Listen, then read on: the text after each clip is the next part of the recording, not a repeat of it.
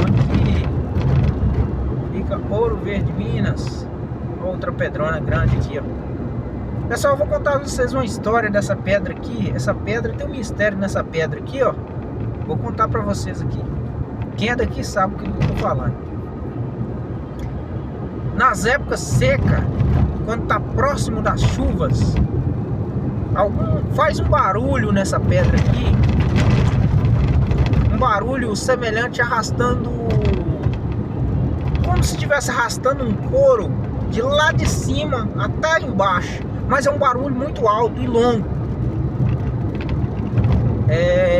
Até hoje ninguém sabe, ninguém vê nada, só escuta o barulho, mas ninguém vê nada, não vê vento, não vê nada, só escuta o barulhão, como se fosse um grande couro arrastando lá de cima até embaixo.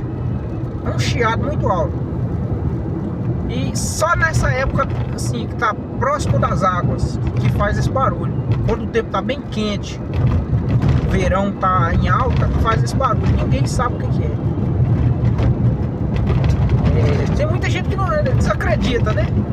Eu acredito porque eu ouvi, eu já morei aqui, eu já ouvi esse barulho, esse chiado dessa pedra aí. Tava conversando com um amigo hoje, que mora aqui.